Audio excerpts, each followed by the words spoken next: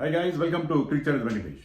మనం అనుకున్నట్టుగానే బంగ్లాదేశ్ తేల్చి చెప్పేసింది మేము ఇండియా వచ్చి వరల్డ్ కప్ ఆడేది లేదని చెప్పి. దాంతో ఏంటంటే బంగ్లాదేశ్ విల్ బి రీప్లేస్డ్ ఎందుకంటారంటే ఇంకా అఫీషియల్ కమ్యూనికేషన్ ఇవ్వలేదు. వాళ్ళు మామూలుగా ఫోన్ సంభాషణలో వాటిలో చెప్పింది ఏంటంటే వాళ్ళ స్పోర్ట్స్ అడ్వైజర్ ఆసిఫ్ నజ్రుల్ కానీ వాళ్ళ BCB Bangladesh cricket board president Aminul Islam Bulbul అంటారు. సో వాళ్ళు చెప్పింది ఏంటంటే మేము ఇండియా వచ్చి ఆడేది లేదు, మా శ్రీలంక మారిస్తే మార్చండి అని అంటున్నారు. కానీ వాళ్ళు అఫీషియల్గా ఇంకా అనౌన్స్ చేయలేదు. అఫీషియల్గా అనౌన్స్ చేయాలి. అనౌన్స్ చేస్తే అప్పుడు వాళ్ళని రీప్లేస్ చేసి స్కాట్లాండ్ని పిక్చర్లోకి తీసుకొస్తారు. అఫీషియల్ కమ్యూనికేషన్ అయితే నేను వీడియో చేసేటప్పటి వరకు ఇంకా వచ్చినట్టుగా అయితే లేదు. But it is almost certain that Bangladesh is out. So that is unfortunate. యాక్చువల్గా అది మొత్తం వ్యవహారం ఎందుకు ఇలా జరిగింది, దీనివల్ల ఎవరికి నష్టం ఎవరికి లాభం ఎవరికి లేదు, నష్టం ఎవరికి అనేది చూద్దాం.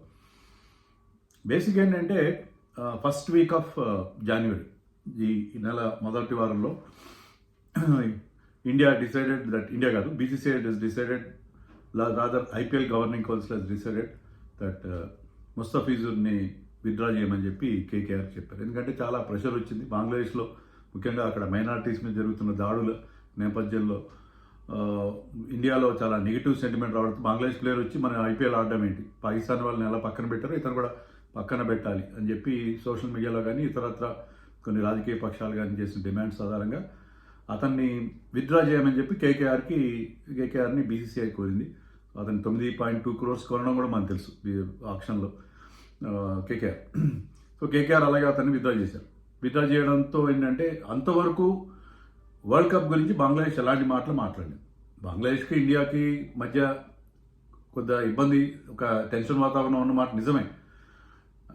ఇన్ ద సెన్స్ అక్కడ యాంటీ ఇండియన్ సెంటిమెంట్ అంటే anti Hindu sentiment in Bangladesh దానికి సంబంధించింది అనుకోండి.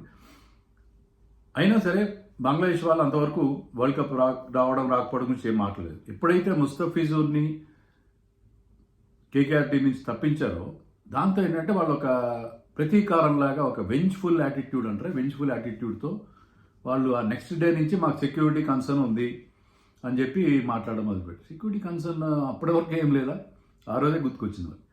సో అది చిలికి గాలివాన అయిపోయింది. ఎంతగా అయిందంటే అది బంగ్లాదేశ్ ఇప్పుడు విత్డ్రా అయ్యేంత వరకు వచ్చింది. దాని ప్లేస్లో ఇంకో టీం రావడం, ఇది ఎప్పుడు మనం చూడండి. కొన్నిసార్లు కొన్ని టీమ్స్ కొన్ని దేశాలకు వెళ్ళకపోవడం, refusing to go to other countries, అది చూసాం. కానీ దాని గురించి కూడా ఇంతకుముందు వీడియోలో చెప్పాను. లైక్ 1987 వరల్డ్ కప్ అప్పుడు శ్రీలంక వెళ్ళడానికి ఆస్ట్రేలియా అండ్ వెస్టిండీస్ రిఫ్యూజ్ చేశారు.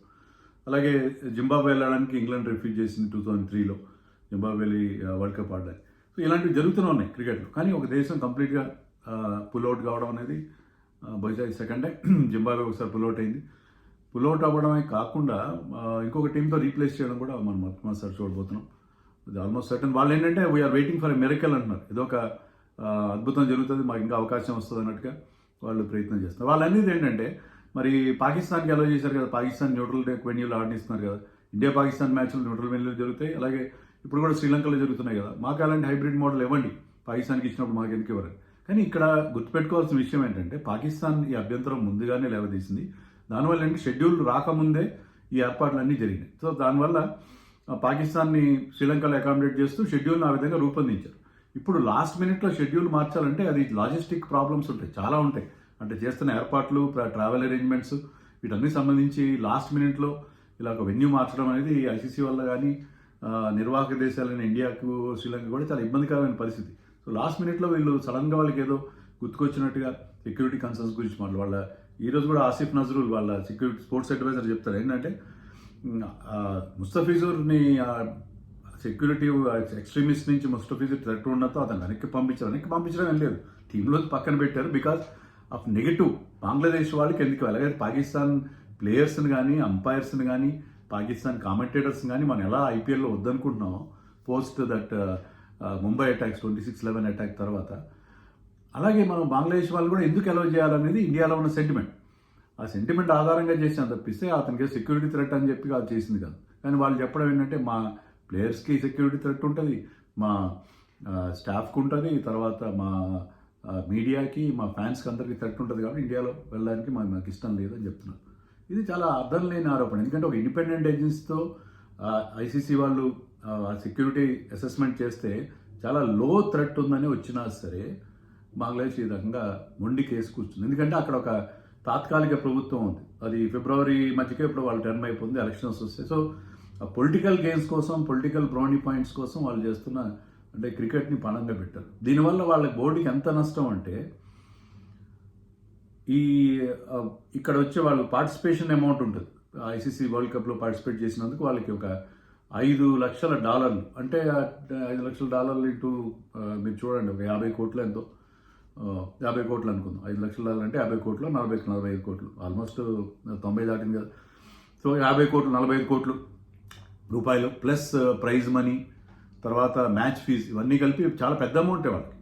అలాగే ఏంటంటే ప్రతి ఏడాది కూడా ఐసీసీ వాళ్ళు బంగ్లాదేశ్ క్రికెట్ బోర్డ్కి $27 మిలియన్ ఇస్తారు. అంటే that comes to around 250 crores. So చాలా పెద్ద 250 crores కూడా కోత విధిస్తారు. మొత్తం తీసినట్టే చాలా, ఎందుకంటే Bangladesh because they have violated ICC's ruling కాబట్టి ఐసీసీ ఎంత చెప్పినా కూడా వాళ్ళు వినకుండా మొండి కేసు కూర్చున్నారు కాబట్టి దాంట్లో కూడా కొంత కోత తీస్తారు. సో వాళ్ళకి ఫైనాన్షియల్గా నష్టపోతారు. ఆల్రెడీ నేను చెప్పాను, వాళ్ళ ప్లేయర్స్ కూడా ఇండివిజువల్గా వాళ్ళ బ్యాక్ కాంట్రాక్ట్స్ అయ్యి మన ఇండియన్ కంపెనీస్ అన్ని వాళ్ళ నుంచి అవన్నీ వాళ్ళు విత్డ్రా చేసుకున్నారని చెప్పి. సో వాళ్ళకి నష్టం అది డెఫినెట్గా they stand to lose. And వాళ్ళ ప్లేయర్స్ కానీ వాళ్ళ ఫ్యాన్స్ కానీ చాలా ఇబ్బంది. వాళ్ళ ప్లేయర్స్కి వరల్డ్ కప్ ఆడే అవకాశం పోయింది, తర్వాత ఫ్యాన్స్కి వరల్డ్ కప్లో వాళ్ళ టీం చూసుకునే అవకాశం పోయింది. సో వాళ్ళకి ఆ విధంగా నష్టం. మరి ఐసీసీకి కానీ క్రికెట్ ప్రపంచానికి కానీ ఏమైనా నష్టం ఉందా? నష్టం ఉందా అంటే ఐసీసీకి కానీ బ్రాడ్కాస్టర్ కానీ, because Bangladesh is big country population wise, size చిన్నదైనా 20 కోట్ల మంది ఉన్నారు. సో వాళ్ళందరూ క్రికెట్ క్రేజీ నేషన్ అక్కడ. సో వాళ్ళు అందరూ వాచ్ చేస్తారు. ఇప్పుడు వాళ్ళ టీం లేదంటే వాచ్ చేయరు. ఇప్పుడు ఐపీఎల్ వాళ్ళు ప్రసారాలు నిలిపేశారు బంగ్లాదేశ్లో, అది వేరే విషయం. ఐపీఎల్ ప్రసారాలు నిలిపేయడం వేరే, బట్ ఇక్కడ ఐసీసీ నిర్వహించే వరల్డ్ కప్ ప్రసారాలు అయితే నిలపరు, ఎందుకంటే అది ఐసీసీతో కాన్ఫ్రంటేషన్ అవుతుంది. ఐసీసీ వరల్డ్ కప్ టెలికాస్ట్ అయితే అక్కడ ఉంటుంది, నాకు తెలిసినంత వరకు అంత ధైర్యం చేయరు వాళ్ళు. ఐపీఎల్ ప్రసారాలు అయితే నిలిపేస్తారు, కానీ ఐసీసీ వరల్డ్ కప్ ప్రసారాలు నిలిపారు. కానీ చాలా వరకు వ్యూవర్షిప్ తగ్గిపోతుంది, వాళ్ళ టీం లేదు కాబట్టి తగ్గిపోతుంది. దానివల్ల బ్రాడ్కాస్టర్ కానీ ఐసీసీ కానీ కొంతవరకు నష్టం వాటిల్లే అవకాశం ఉంది. జనరల్గా బంగ్లాదేశ్ లేనంత మాత్రమే పెద్ద నష్టమేం లేదు, ఎందుకంటే బంగ్లాదేశ్ ఇప్పుడు కూడా ఏ వరల్డ్ కప్లో కూడా they have not cross the group stage దాటి. ఈవెన్ కెన్యా కూడా ఒకసారి ఓడియా వరల్డ్ కప్లో సెమీస్ దాకా వచ్చింది, కానీ బంగ్లాదేశ్ ఎప్పుడు అలా ముందుకెళ్ళిన సందర్భాలు లేవు. కాబట్టి అంటే సూపర్ 8 లాంటి చోట్లకి వెళ్ళి తప్పిస్తే దే హ్యావ్ నాట్ క్రాస్డ్, అంటే నాకౌట్ స్టేజ్కి ఎప్పుడు రాలేదు. సో ఆ నేపథ్యంలో తీసుకుంటే బంగ్లాదేశ్ లేకపోవడం వల్ల పెద్ద లోటు ఉంటుందని మనం అనుకోవడానికి లేదు. బట్ ఏంటంటే కొంత నష్టం ఉంటుంది. అసలు ఇండియన్ క్రికెట్ బోర్డు చేసి ఉండాల్సిన పని ఏంటంటే అసలు బంగ్లాదేశ్కి మనకి ఆ టెన్షన్ మొదలైనప్పుడే ఈ ప్లేయర్ని తీసుకోవద్దు అని అన్అఫీషియల్గా, ఇంతకుముందు పాకిస్తాన్ ప్లేయర్స్ ఆక్షన్లో ఉండేవారు కానీ వాళ్ళు తీసుకునేవారు కాదు.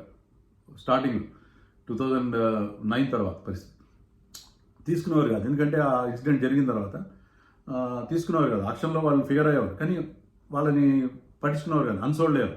అలాగే ఇతను కూడా అన్సోల్డ్ చేయండి, లేకపోతే మీరు వచ్చిన ప్లేయర్స్ 1000 మంది పైగా రిజిస్టర్ అవుతారు. షార్ట్ లిస్ట్లో ముస్తఫిజ్ నేమ్ రిమూవ్ చేయొచ్చు, దాన్ని ఎవరు అడగాల్సిన అవసరం లేదు. ఫ్రాంచైజీతో కూర్చొని ఐపీఎల్ గవర్నింగ్ కౌన్సిల్ వాళ్ళు ఎవరిని ఆక్షన్లో పెట్టాలి, ఎవరిని పెట్టకూడదని డిసైడ్ చేస్తారు. అతని పేరు తొలగించినా సరిపోయింది, పేరు ఉన్నా సరే అన్సోల్డ్ చేస్తే సరిపోయింది. సో అక్కడ ఇప్పుడు prevention is better than cure అని చెప్పి అది కనుక చేస్తుంటే కొంచెం ముందు చూపు ఉంటే ఇంత అవాయిడ్ అయ్యేది. ఇంకొక నష్టం ఏంటంటే ఇండియాకి ప్రధానంగా నష్టం ఏంటంటే మనం కామన్వెల్త్ గేమ్స్, ఏషియన్ గేమ్స్, తర్వాత ఈవెన్ ఒలింపిక్స్ కోసం కూడా మనం బిడ్ చేసే ప్రయత్నం ఉన్నాం. కొన్ని దేశాలు ఇండియాకి వచ్చి రావు అనేది ఒక నెగిటివ్ అవుతుంది.